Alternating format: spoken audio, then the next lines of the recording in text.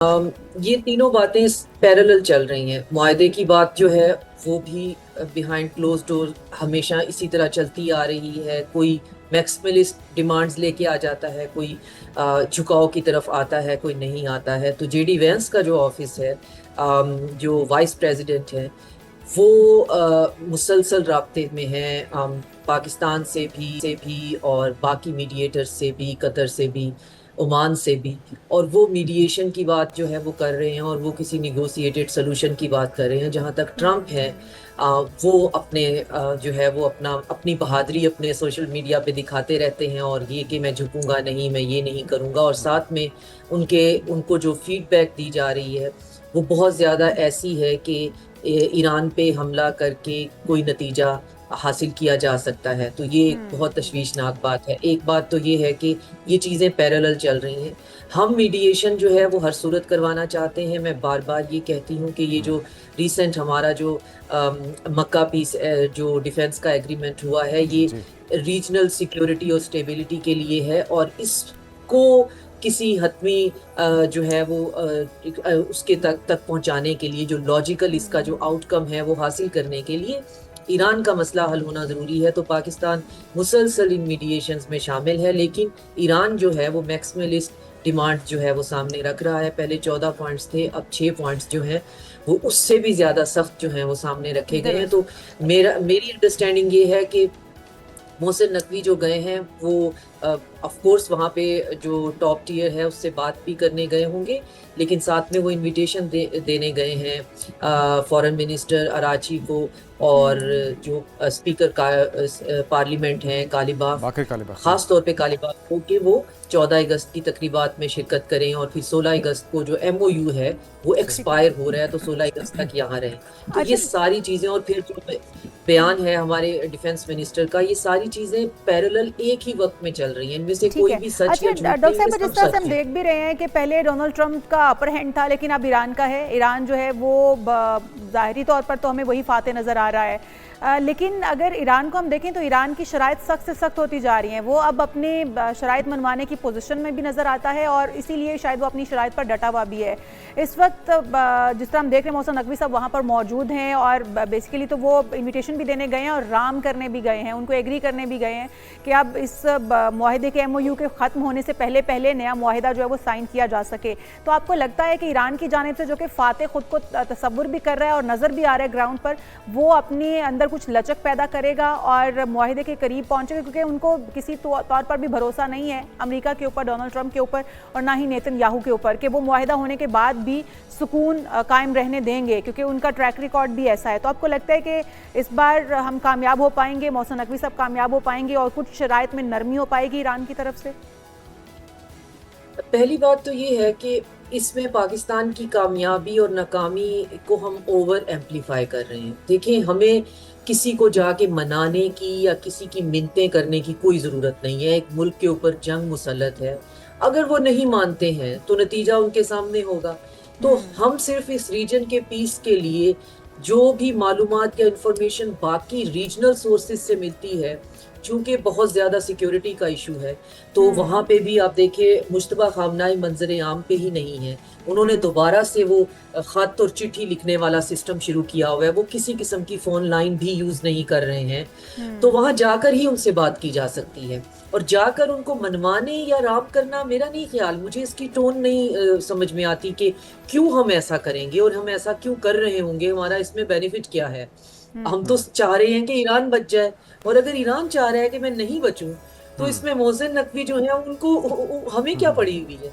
तो मेरा नहीं ख्याल कि हम सिर्फ कोशिश ये कर रहे हैं कि ये तो दीवार पे लिखा हुआ है कि अमेरिका इस तरीके से बॉक डाउन है। ट्रंप जो है उसको इतना ज्यादा ईरान से यूं डरा भी दिया गया है कि तुम्हें ईरानी मारना चाहते हैं। आपने रिसेंटली देखा कि वो छुपता फिरता एक जगह पे टेनिस खेल रहे हैं, और पीछे उन्होंने मिसाइल इंटरसेप्टर अपने टेनिस कोर्ट के पास रखे हुए हैं। तो उनके दिमाग में ये डाल दिया गया है कि ईरानियन मिसाइल जो हैं सरफेस टू एयर, वो अमेरिका में आ चुके हैं। वो जब वो नेटो की कॉन्फ्रेंस में गए तो वहाँ पे वो जो एक जो सप्लाई वाली या जो केटरिंग की एक वैन होती है, अपनी जो एक लेमोजीन या जो भी उनकी गाड़ी थी उसको छोड़ के एक केटरिंग वाली वैगन में बैठकर वो एयरपोर्ट से वेन्यू पे गए। तो उनको पैरानाय कर दिया हुआ है इतना शदीद किस्म का उनके इर्द गिर्द के लोगों ने। और तो साथ में उनको ये इसकी बताने की मिसाल कोशिश माजी में मिलती है कि अमेरिका जो कई दहाइयों तक पूरी दुनिया की किस्मतों का फैसला करता रहा, जंगें शुरू करता रहा और अपनी मर्जी से तसल्लुत कायम करता रहा, जिस तरह से अभी अस्करी तौर पे भी और सियासी तौर पे भी जो वल्नरेबल कंडीशन अमेरिका की है या जिस तरह से वो एक्सपोज हो रहा है, ये आपको माजी में कोई इसकी मिसाल मिलती है डॉक्टर साहब? ये जिस तरह आपने मिसाल भी दी, जिस तरह से वो प्यारे चेंज करने पर मजबूर हो रहे हैं, या उनका सेंटकॉम या उनके वज़ीर दिफा ये बयान दे रहे हैं कि हमारे पास असले के ज़खायर ख़त्म हो रहे हैं, एक ऐसे मुल्क के सामने जो कई दहाइयों से सैंक्शंस का, पाबंदियों का शिकार रहा।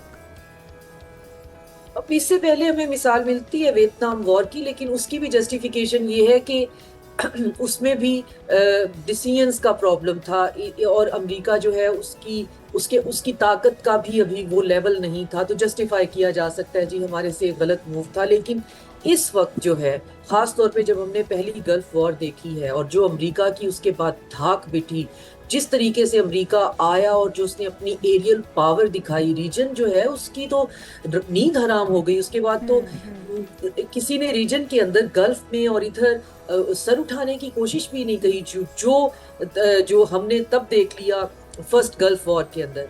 लेकिन अब जो है आपकी बात बिल्कुल ठीक है, ओवर एक्सपोज्ड है, इतना एक्सपोज नहीं होना चाहिए था, ये जंग होनी ही नहीं चाहिए थी। मगर मेरी जो खतरे की घंटी है वो सर के ऊपर जो मंडला रही है वो ये है कि जब आप एक एम्पायर को इतना कॉर्नर कर देते हैं कि एम्पायर का जो शहंशाह है वो केटरिंग की वैन के अंदर, एक वाइट कलर की वैन है जिसके अंदर ब्रेड बन और जो है वो चिप्स और निम्को जो है वो दुकानों में सप्लाई की जाती है, उसके पीछे बैठकर नेटो का समिट अटेंड करने जाए, तो इसका मतलब है वो बहुत ज्यादा कॉर्नर होया है। लेकिन वो एम्परर तो है और एम्पायर भी उसके पास है, भले गिरती हुई ही क्यों ना हो, उसको गिरने में बहुत टाइम लगेगा। तो ईरान का नुकसान बहुत हो सकता है जो ईरानी बिल्कुल नहीं समझ रहे हैं। ईरानियों का ख्याल है कि हमारी बहादुरी, हमारा सह जाना, हमारी वक्ती तौर पे हमारा बच जाना, हमारे मिलिट्री हार्डवेयर और हमारे मिसाइलों का पहाड़ों के नीचे बिल्कुल महफूज होना, नहीं, ऐसा नहीं है। ये अगर किसी रोग या बेलाकोस डिसीजन पे उतर आए तो इनका जो सिविलियन इंफ्रास्ट्रक्चर है और इंसानी जानों का इतना नुकसान करेंगे। और यही सारे जो हैं वो मिल बैठकर ट्रंप को समझाने की कोशिश कर रहे हैं। लेकिन जेडी वेंस जो हैं वो पैरेलल एक मीडिएशन का ट्रैक भी चलाना चाह रहे हैं। अब इन दोनों में से कौन जो है वो प्रिवेल करता है बहुत हद तक डिपेंड करता है ईरान के एटीट्यूड पे। अब देखिए, मेरा आपका कोई खुदा ना खास्ता कोई मसला चल रहा हो और मैं जब ना फातेह बन जाऊं और फातेह होने के बाद मैं आपको चिढ़ाना शुरू कर दूं, तो सबसे पहले तो आपको अपने कलीग्स के सामने ही प्रॉब्लम होगा और आप बैक डाउन नहीं करेंगे। आप कहेंगे कि मेरे लिए ये सर्वाइवल का मसला हो गया मेरी वर्क प्लेस पे ही, कि क्या डॉक्टर साहिबा फिर जिस तरह आप कह रही हैं कि अमेरिका को इतना ज़्यादा कॉर्नर कर देना और फिर सुपर पावर के प्रेसिडेंट को जिस तरह से इस वक्त डराया हुआ है ईरान ने, डरे हुए तो वो हैं, लेकिन उस डर के अंदर आपको जो खदशात हैं वो क्या हो सकता है और मिड टर्म से पहले क्या कुछ हो सकता है अगर ईरान जो है वो मुआहदे के लिए तैयार नहीं होता या नरमी नहीं दिखाता, तो डोनाल्ड ट्रंप का, अमेरिका का मुतवक्की रद्द-ए-अमल क्या हो सकता है? किस हद तक हमें खौफज़दा होना चाहिए इस सिचुएशन से कि कुछ बड़ा होने जा रहा है, और जो बड़ा होने जा रहा है वो किस टाइमिंग, क्या मिड टर्म इलेक्शन का वेट किया जाएगा या मिड टर्म इलेक्शन से पहले ऐसा कुछ हो सकता है? अब जो खबरें मार्केट में आती हैं उनमें से 50% होती हैं हमारी पल्स लेने के लिए, वो सच नहीं होती। 50% तो पार्स करना बहुत मुश्किल है। इस वक्त जो मीडिया स्फेयर के अंदर डेट और टाइमिंग की बात हो रही है वो मिड टर्म से बात की हो रही है कि मिड टर्म गुजरेंगे जिसमें डोनर क्लास, इनकी एपेक लॉबी, ज़ायनिस्ट सब इनका साथ देंगे, इनको सर्वाइव कराएंगे, इम्पीचमेंट से बचाएंगे, और फिर उसका जो उसकी रेट्रीब्यूशन है उसके तौर पे अमेरिका जो है वो एक बहुत बड़ा हमला करेगा। अमेरिका हमला करने के जो है वो सेंटर में है कि करूं या ना करूं। स्कॉट बेसेंट जो है वो तमाम जो बड़ी कंपनीज हैं, खासतौर पे इंपोर्ट एक्सपोर्ट वाली या वो लोग जो कि इस ट्रेड से रिलेटेड हैं, उनके साथ मीटिंग्स करके उनको ये लेक्चर दे रहे हैं कि हम एक ऐसे पैरेलल रूट की बात कर रहे हैं, बस 2 साल हमें चाहिए और स्टेट ऑफ हॉर्मुज़ इररेलेवेंट हो जाएगा।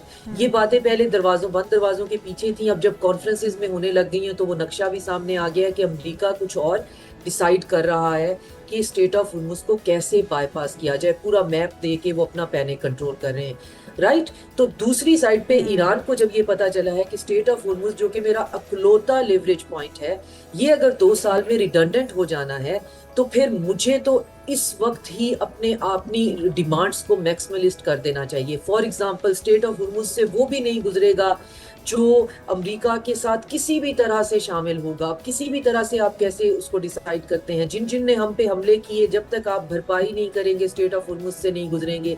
स्टेट ऑफ हुर्मुज से इजराइल के, अमेरिका के, बिल्कुल उनके एलाइज भी नहीं गुजर सकते हैं। तो ये तो एक सुपर पावर पे, इजराइल को तो साइड पे रखिए, सुपर पावर पे आपने ट्रेड एम्बार्गो लगाने की बात कर दी है। तो आपको लगता है कि ये ट्रेड एम्बार्गो लगवा कर वो सर्वाइव कर पाएंगे? अगेन हम जितने भी खुशफहमी का शिकार हो, अमेरिका आज भी अमेरिका है, और अमेरिका को जो पास्ट का सोवियत यूनियन बनने में, या जो हमारी किसी किस्म की या कोई ब्रोकन चाइनीज हिस्टोरिकल एम्पायर या फारस की कोई एम्पायर टूटती हैं, उस हालत तक पहुंचने में बहुत टाइम लगेगा। लेकिन ईरान जो है वो मुसलसल पुश किए जा रहा है, और पाकिस्तान जो है वो इंतहाई ऑकवर्ड पोजीशन में होते हुए, but at the same time publicly ये जब हमने मक्का एग्रीमेंट कर लिया है, तो मैं किसी ब्रोकन रैकेट की तरह पिछले 2-2.5 महीने से यही कहती चली आ रही हूँ कि ये एक चैप्टर है उस बड़ी बुक का जो कि हम इस रीजन की सिक्योरिटी के लिए लिख रहे हैं।